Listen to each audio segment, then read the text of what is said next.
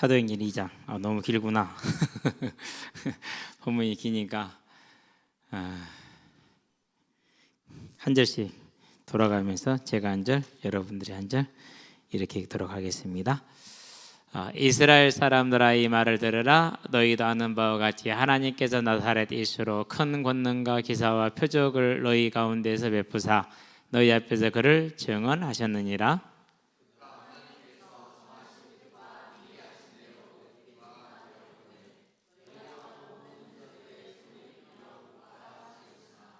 하나님께서 그를 사망의 고통에서 풀어 살리셨으니 이는 그가 사망에 매여 있을 수 없었습니다.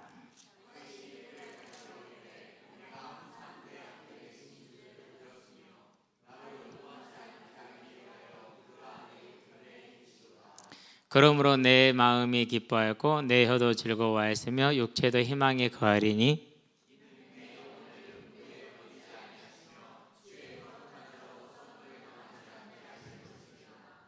주께서 생명의 길을 내게 보이셨으니 주 앞에서 내게 기쁨이 충만하게 하시리로다 하였으므로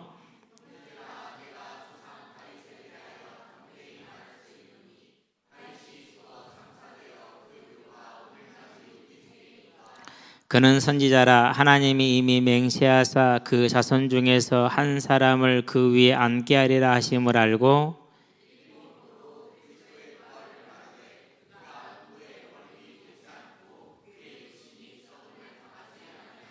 함께합니다. 이 예수를 하나님이 살리신지라 우리가 다 이 일의 증인이로다. 자, 22절에서 보니까 23절인가요? 24절 부활을 말하고 또 다윗의 시편 기사를 인용해서 부활을 말하고 다시 또 부활을 말하죠. 그러면 왜 이렇게 부활이 중요합니까? 그리스도의 부활이죠.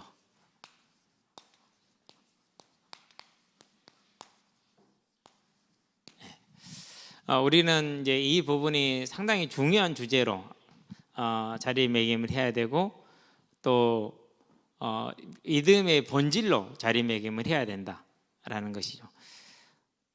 처음에 이제 복음을 들을 때 예수 그리스도 모든 문제 해결자, 불신자 여섯가지 상태, 성도의 신분과 확신과 권세 이런 것들이 이제 배우고 믿고 또 열심히 전파하고 그렇게 하면서 이제 뭐 어떤 장로님이 사고가 났는데 그분이 복음이 없어서 그랬다.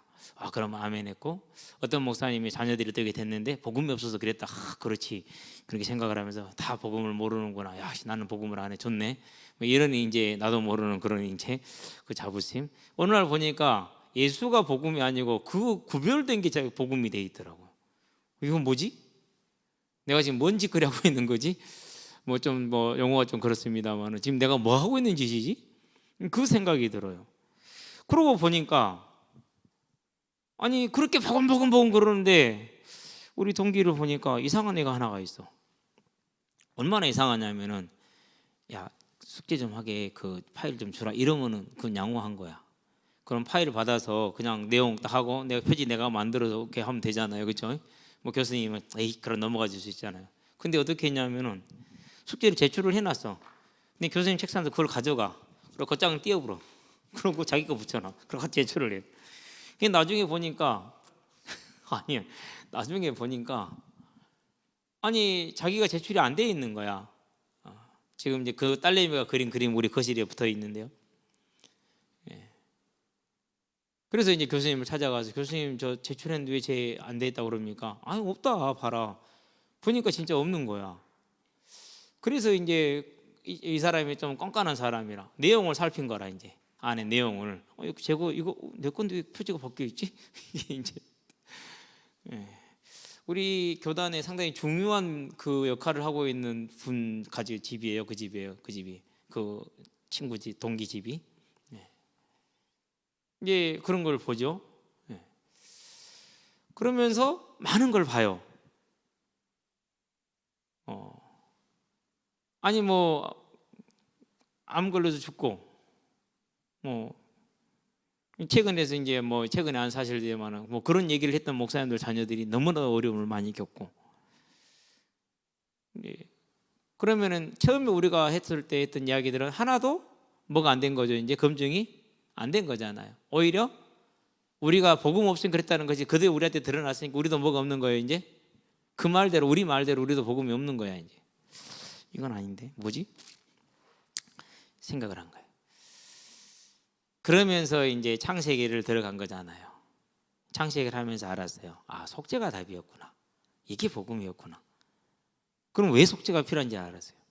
그러고 내가 내 전도하는 내용을 보니까 어이씨 이러면 안 되는데 이게 본질이 아닌데 이게 이제 보인 거예요. 이게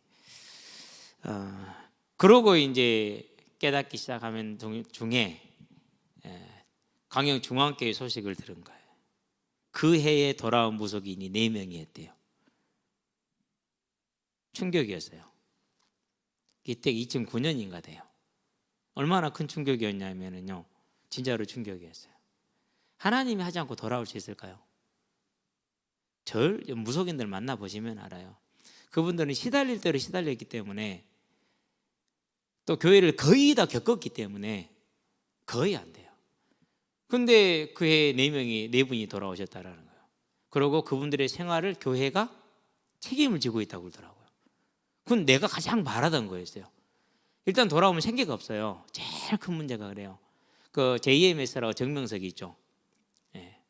거기에 부총재로 지냈던 부분 목사님이 자기가 이제 50대 그걸 안 가요. 틀렸다라는 것을. 그러고 나가려고 보니까 갈 수가 없더래. 할 수 있는 게 아무것도 없고 나가면 생계가 없다라는 거예요. 그렇게 고민이 되대요. 그러면서 자기가 알았대. 나 믿음이 있는 게 아니었구나. 난 하나님 믿는 게 아니었구나. 너무너무 그게 자기가 너무너무 비참하고 30년의 허송세월이 너무너무 비참하고 고통스러웠다는 얘기를 하더라고요. 그런 사실을 보면서. 그러니까 돌아올 때 제일 중요한 게 생계란 말이에요. 근데 교회가 생계를 책임져 준다라는 거. 집도 11원 사는 것까지도. 와, 저래야 돼. 근데 우리는 대부분 돌아오는데 다시 돌아갔거든요. 정말 많이 돌아갔어요. 다시 무속으로 돌아갔어요. 그러니까 이유는 뭐죠? 먹고 살 수 없어서. 예원했을 때도 마찬가지였어요. 뭐지? 하나님 없는, 복음 모르는 교회 아니었나? 죄송합니다. 이 얘기를 달리 들으시면 안 돼요. 나를 점검하기 위해서 들어야 돼요. 무슨 말인지 알았죠? 가장 아픈 거지만 해야 되거든요. 나를 점검하기 위해서 들어야 돼요. 그때 한 가지 발견을 했어요. 내가 내 눈에 들보를 못 보는 사람이었구나. 그리고 야고보 4장 11절, 10절, 11절, 12절 말씀대로 내가 하나님을 거역하는 판단자였구나. 그때부터 회개를 시작을 한 거죠. 이건 잘못됐다라는 거죠.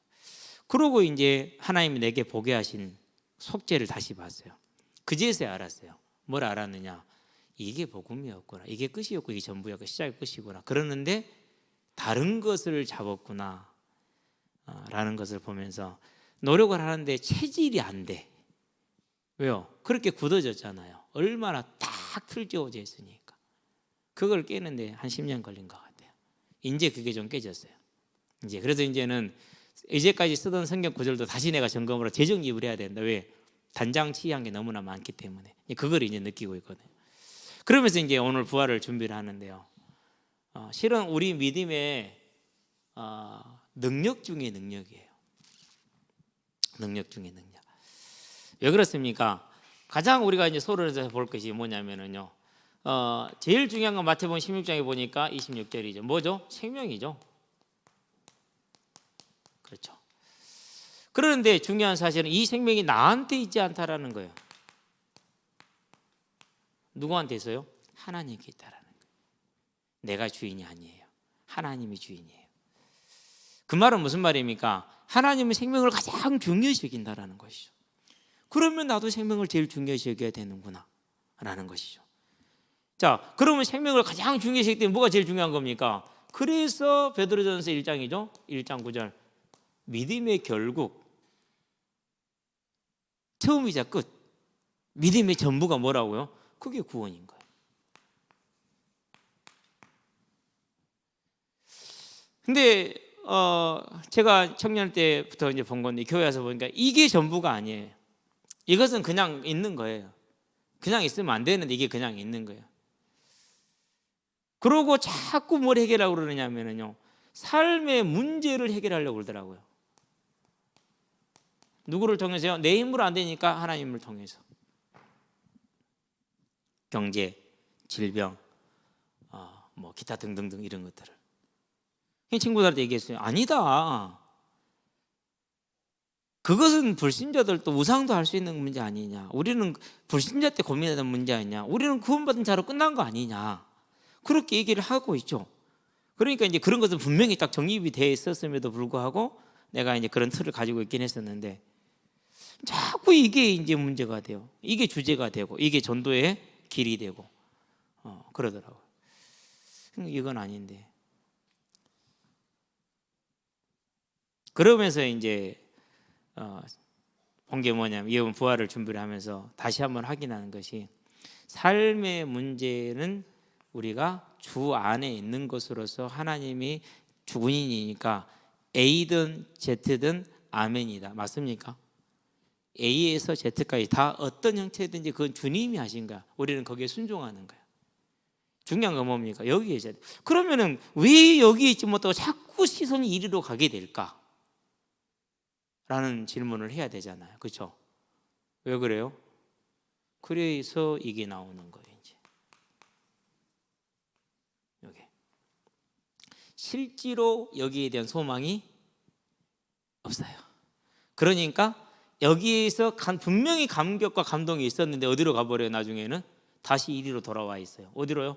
옛날에 불신자로 돌아와 있는 거예요. 다시 돌아와 있어요. 그러면 이제 뭐 해야 됩니까? 다시 여기에 빠지지 않게 이게 강조가 돼야 되는구나. 그래서 두 번 본론이 뭡니까? 본론이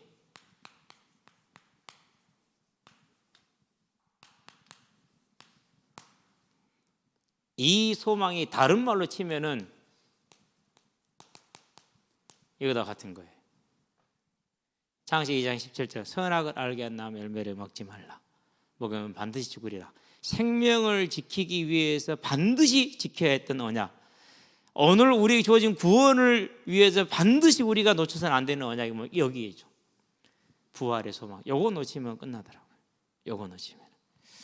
그래서 일단 역사적인 증거를 보도록 할게요. 성경과 역사 증거를 보죠. 일단은 사복음서부터 신약 전체를 볼까요?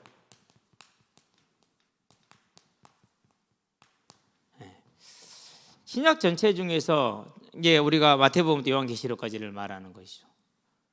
여기서는 뭘 강조를 하고 있습니까? 신약에서는 이제 내가 예수라는 걸 강조하죠. 예수가 그리스도라는 거. 이건 사복음서죠. 그렇죠? 두 번째, 이걸 증명한 것은 사도행전이죠. 세 번째, 그럼 로마서부터 서신서들이죠. 유다서까지 서신서를 좀 말해. 계시록 앞에 있는 것까지. 그걸 뭘 말하는 거죠? 예수를 그리스도로 믿고 그것을 전파하는 걸 기록했는데 그 믿는 사람들의 삶을 말한 것이죠. 그렇죠? 네. 삶을 말한 거예요. 왜 삶을 말했습니까? 증인이니까. 그러는데 에베소는 에베소 교회의 문제, 빌립보는 빌립보 교회의 문제, 다 문제들이 달랐어요. 그래서 각 지역에마다 문제들을 맞춰서 편지를 썼겠죠. 쉽게 말해서 민중의 문제 다르고 수완의 문제 다르고 우리 은성의 문제 다른 것처럼 그러니까 다 편지를 다르게 써주잖아요. 그렇죠? 그러는데 그런 거 다 상관없이 쓴 편지가 하나 있어요. 그게 로마서예요. 그래서 로마서를 교리서라고 말한 이유가 거기에 있어요. 자, 그런 다음에 뭐가 있습니까? 이제 이 서신서 중에 들어가지 않는 하나가 남았죠. 뭐가 남았죠? 네 번째, 계시록이 남았죠. 선지서 내지는 예언서라고 그래요. 이게 신약의 선지서, 유일한 선지서죠. 여기서는 뭘 말하죠? 여기서는 두 가지를 말해. 크게 말하면은 말세가 어떻게 진행될까지라는 말세에 대한 얘기를 해요. 오늘날을 말세라고 그러니까 지금 이 시간을. 그런데 뭘 말합니까? 그 이후에 올 천국이 어떻다는 걸 얘기를 해요. 그러는데 개인적으로 계시록을 많이 읽었지만 공부를 해본 적은 없어요. 근데 이번에 주석을 처음부터까지 이제 다 공부를 했잖아요. 그러니까 딱 뭐가 생기냐면은요, 그 전에 갖지 못했던 게 생겼어요. 이해될지는 모르겠네요. 천국이 보인다라고 말하면 이해될지 모르겠어요. 천국이 보여요.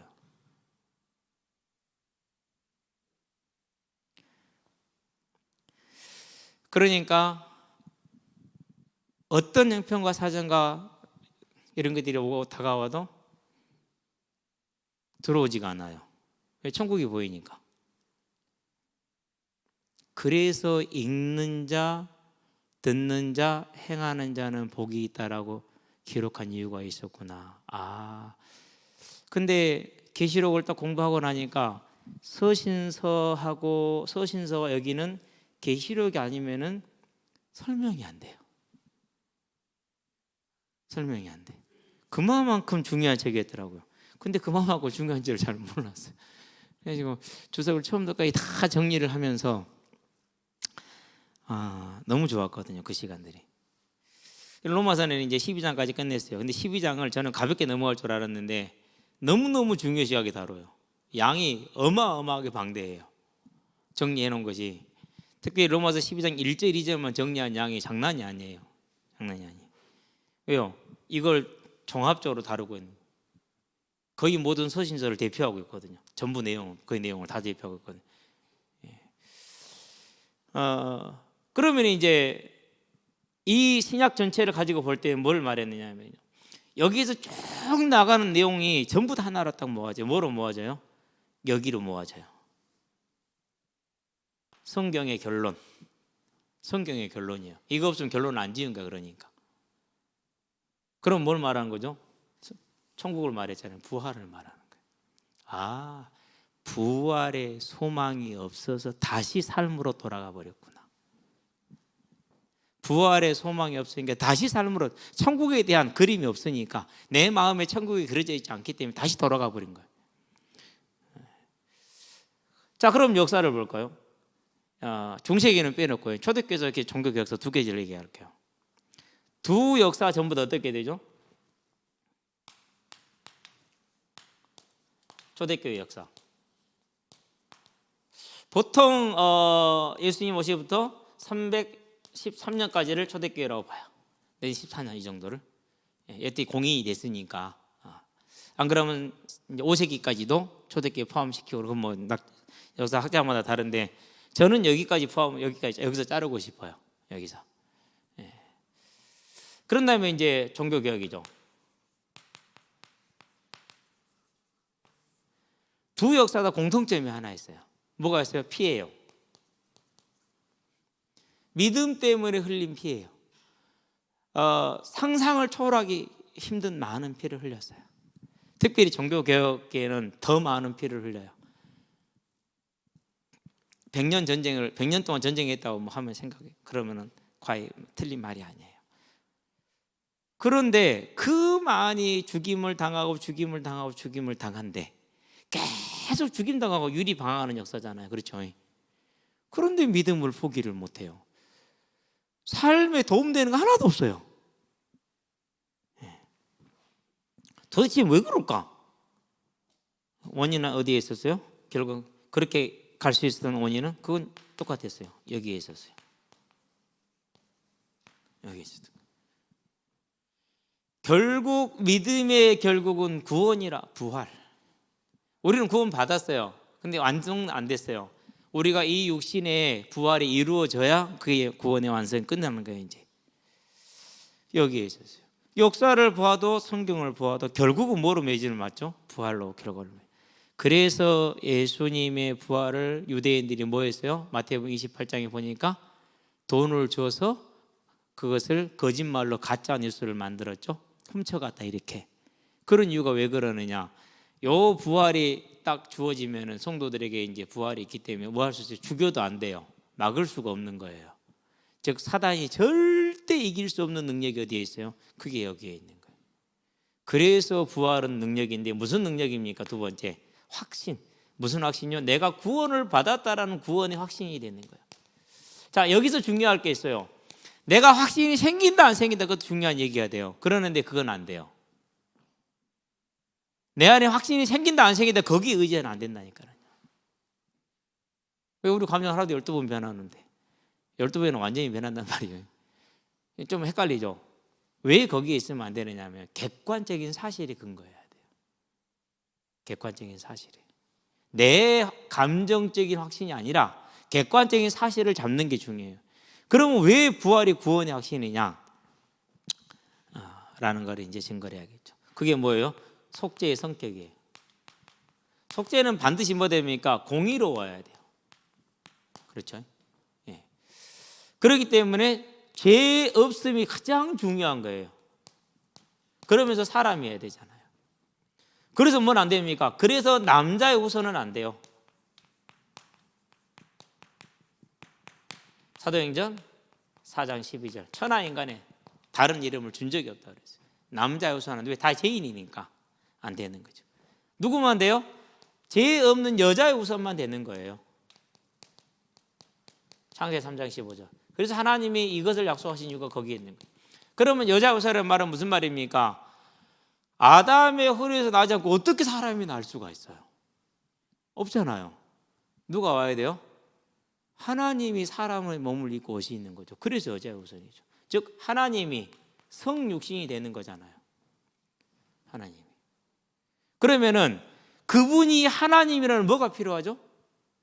증거가 필요해요. 그분이 하나님이라는 증거가. 그 증거가 뭐죠? 그 증거가 부활이라.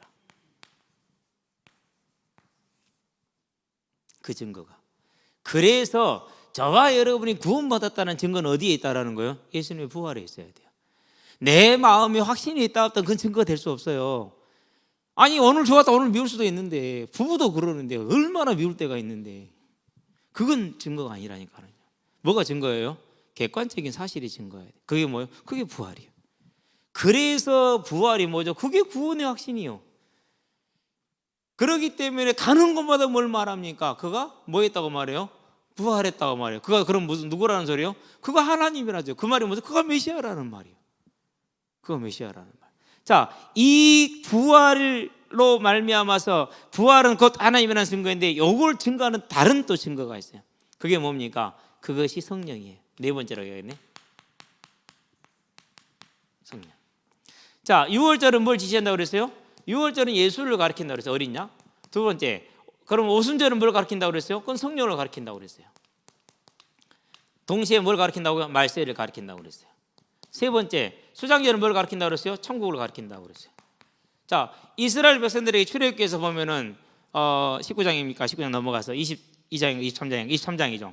그때부터 이제 요 얘기를 나오기 시작을 하는 것이죠. 그렇기 때문에 유대인들한테 6월절, 오순절, 수장절은 뭘 뜻하냐면 예수님의 구속을 뜻하고 성령을 뜻하고 천국을 뜻하는 거예요.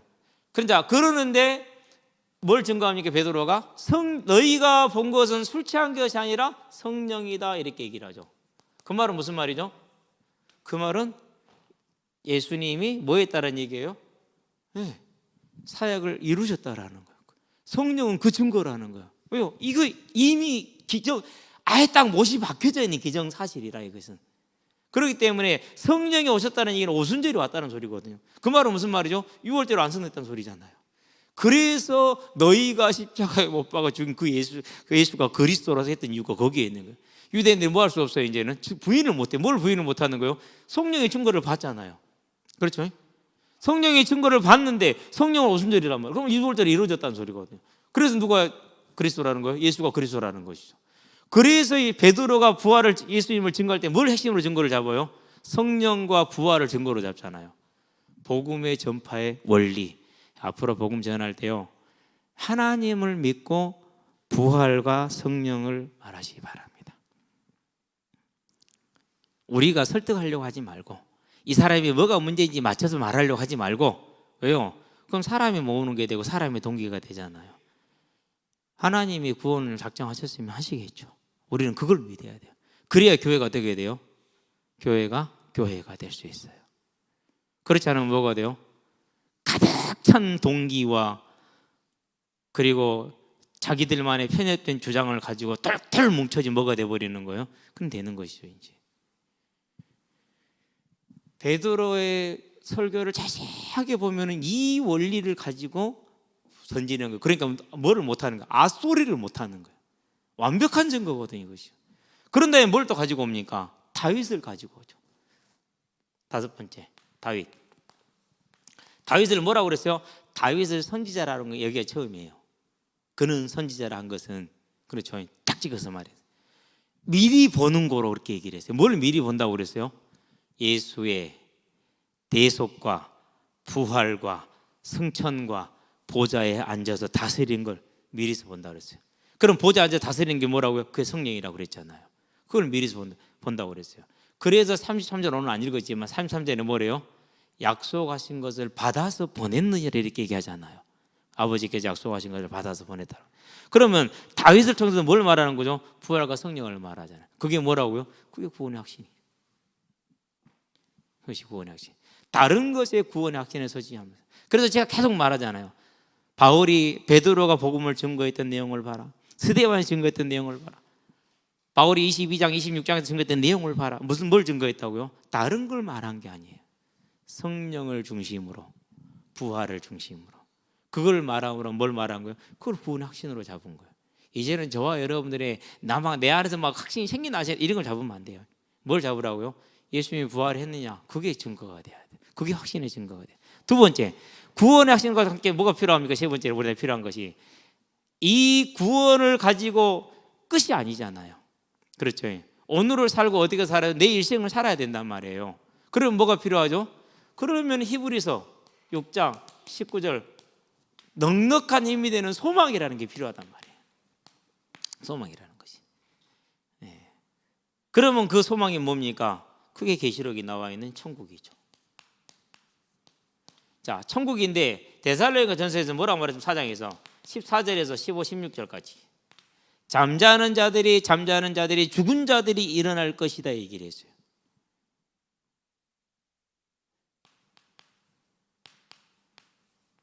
자, 잠자는 자라고 그랬어요. 그러면 영원히 자느냐? 아니요. 거기 어디입니까? 오늘 네가 마가복음이죠.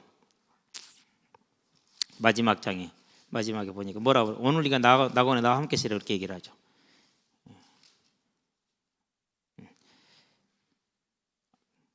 그 함께 쉬라는 게 어디죠? 찾아놨는데 그걸 기억이 안 나네. 아, 그래서 그 같이 십자가에 달려가지고 욕하던 친구 마태복음인가요?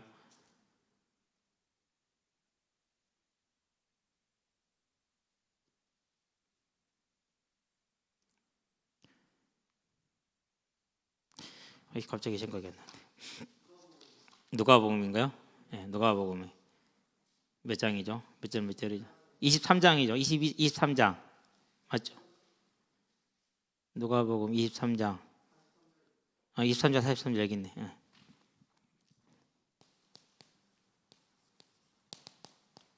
자, 여기 보니까 뭐라고 말했습니까?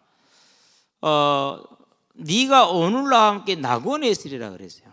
자, 낙원은 천국의 다른 이름이에요. 무슨 다른 이름이냐면요, 제 이름으로 완성하기 전에 천국을 낙원이라고 표현을 한다. 이렇게 여러분 이해를 하시면 돼요. 이렇게 이해를 하시면은. 자, 그러니까 그 낙원을 표현한 게 요한계시록 4장에 나와 있단 말이죠. 4장에. 그럼 여기 뭐가 있냐면요, 천사들의 찬양이 있고 24장로의 찬양이 있어요. 계시록 5장에서 천사들의 찬양이 있고 24장로들의 찬양이 있어요. 그럼 24장로는 구원받은 사람들을 대표하는 모든 구원받은 자를 말하는 거예요. 근데 잠잔다고 그랬어요. 근데 천사들이 지금 하나님을 찬양하겠다고 그랬죠, 하늘에서. 그러고 한 영혼이 죽게 돌아오면 천국에서 뭐가 이른다고 그랬어요? 잔치가 이른다고 그러죠. 뭐가 좀 다르잖아요. 그럼 뭘 말하는 거냐? 잠자는 건 육신을 말하는 거예요. 저와 여러분의 육신이 자고 있는 거예요. 아직 부활을 안 했어요, 육신이. 그걸 지금 말하는 것이죠. 자, 그러면 뭘 말하는 겁니까? 이 모든 것이 뭘 말하고 있어요, 지금? 저와 여러분들에게는 고린도전서 15장 16절 19절 뭘 덧입을 것이라고요? 이 썩을 것이 썩지 않을 걸 덧입을 거라고 얘기를 했어요. 즉 육신이 부활하는 걸 말한단 말이에요. 그게 뭘 가지고 있는 것입니까? 이 육신이 부활할 때 요한계시록에 보니까 21장 3절에서 4절 말 톡 집어서 얘기를 할게요. 왜? 나머지 좀 늘어지니까. 완전한 뭐가 있어요? 위로가 있다고 약속을 했어요. 거기에는 더 이상 눈물이 없겠고 아픔이 없겠고 그리고 죽음이 없겠고 약속을 했단 말이에요. 이 천국과 부활에 대한 뭐가 있는 것이에요? 소망이 있는 것이죠. 그렇기 때문에 뭐 할 수 있어요? 그래서 환난, 그럼 뭐예요? 핍박, 어디까지요? 순교까지. 히브리서를 봅니다. 35절, 11장 35절.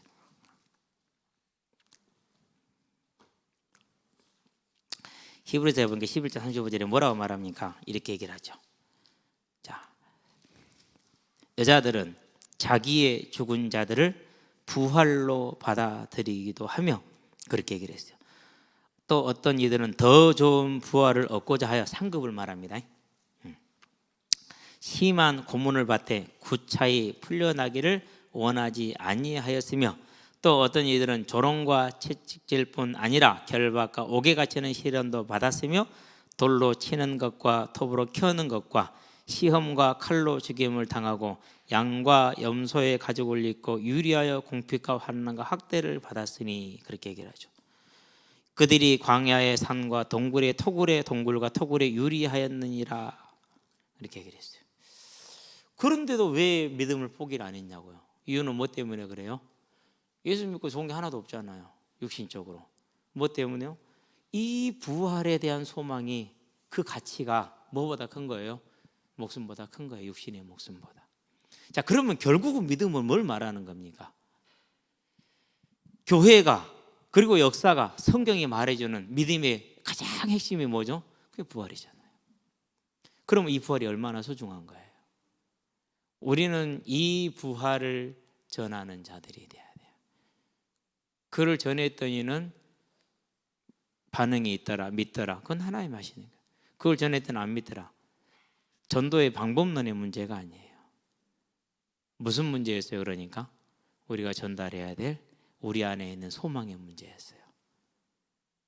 저와 여러분 안에 있는 소망의 문제였어요. 이 소망의 문제가 이제는 다른 걸로 둔갑되지 않도록 온전케 되게 하시고 정말 한번 확인하시기 바랍니다. 뭘 확인하느냐? 나를 확인하고 그런데 그 내게 있는 것을 전해보기 바랍니다. 은과 금은 내게 없으나 내게 있는 것으로 너에게 주노니 그 내게 있는 것 그게 성령이 역사하는 길이 되겠죠. 그래서 우리는 뭘 해야 됩니까? 그래서 저와 여러분들이 구할 게 있어요. 모든 민족을 구하기 위해서 하나님께 뭘 구해야 돼요? 히브리서 4장 14절에서 16절. 진짜 우리 이제 은혜가 필요해. 그렇죠? 이 땅에 있는 게 아니기 때문에 우리가 할 수 있는 게 아니기 때문에 그래서 은혜가 필요하죠. 저는 바울이 부러운 이유가 거기에 있어요. 디모데후서에 보니까 4장 6절 내가 벌써 전제와 같이 부어지고 그랬어요. 이제 내 일이 뭐 있다라는 거요? 끝났다. 7절 선한 싸움을 싸우고 믿음을 지키고 달려갈 길을 마쳤으니. 그러면 그 얘기를 그냥 합니까? 안 그러면 달려가는 게 힘들어서 그럽니까? 지리산 갔다 오신 분들이 있죠. 어때요? 가서 힘들게 보니까 어떻게 해야 되죠? 그 끝나는 게 얼마나 간절히 기다려지냐고요. 그렇죠? 그 간절함이 있는 거예요. 무엇에 대한 천국에 대한 부활에 대한. 그 얘기는 무슨 말이죠? 그 얘기는 진짜 이 땅의 소망이 아니라 하늘의 소망을 가지고 있다는. 그러니 얼마나 그게 기다려지겠어요. 좋은 집인데, 영원한 집인데. 더군다나 육신을 입고 있으니 육신이 얼마나 힘듭니까? 육신을 입고 있으니까 얼마나 육신이 죄를 짓습니까? 거기서 벗어나기 원하는데 안 되잖아요. 그러니 얼마나 기다리는 것이냐고. 이게 저와 여러분들은 뭐라고요? 이게 믿음의 본질이라고. 그래서 이걸 가지고 이것이 있는 자가 전도자로, 이걸 가지고 이걸 전하는 자가 전도자로. 그럴 때 하나님이 구원 주기로 작정된 자를 저와 여러분은 찾고 만나는 겁니다. 저와 여러분의 믿음과 저와 여러분의 복음이, 우리의 소망이 하나님의 능력 안에 온전히 세워지게 되길 바랍니다. 그게 우리에게 주어지는 2020년에 맞이한 부활 출발하기를 바랍니다. 기도하겠습니다. 살아계신 아버지 하나님, 은혜가 필요합니다. 믿음의 결국이 구원, 곧 우리 육신의 부활에 있는데 그것이 우리 안에 소망으로, 우리 안에 확신으로 세워지지 못하는 우리의 연약함이 있고 부족함이 있으며 사단의 방해가 있고 세상의 방해가 있습니다.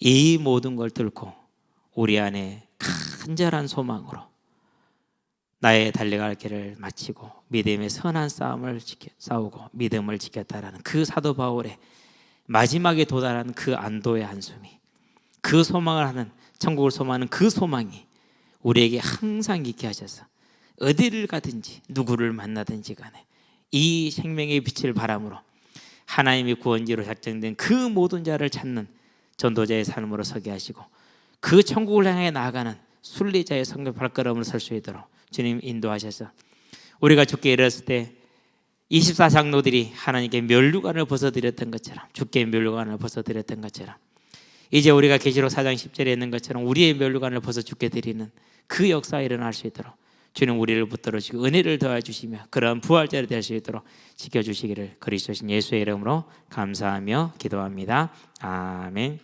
이제는 우리 예수 그리스도의 십자가의 대속의 은혜와 독생자 예수를 아끼지 않고 내어주신 하나님 아버지의 무한하신 사랑과 지금도 우리를 붙드시고 새 힘을 더하셔서 하나님의 나라를 향해 영원한 소망을 향해 나아갈 수 있도록 힘을 주시는 성령의 내주교통 역사하심이 구원의 확신에 서며 부활의 소망에 서는 우리 모든 성도들과 가정과 가문과 산업 현장 위에 전 세계에 흩어져 복음을 전하고 계시는 모든 선교사님들의 아름다운 발걸음 위에 함께하는 후대들의 예배자로 전도자로 중직자로서의 복음의 진로 위에 교사로 찬양대로 방송실로 주방으로 청소로 주보로 차량으로 섬기는 모든 헌신자들의 아름다운 헌신 위에 지금으로부터 영원토록 함께 계실지어다.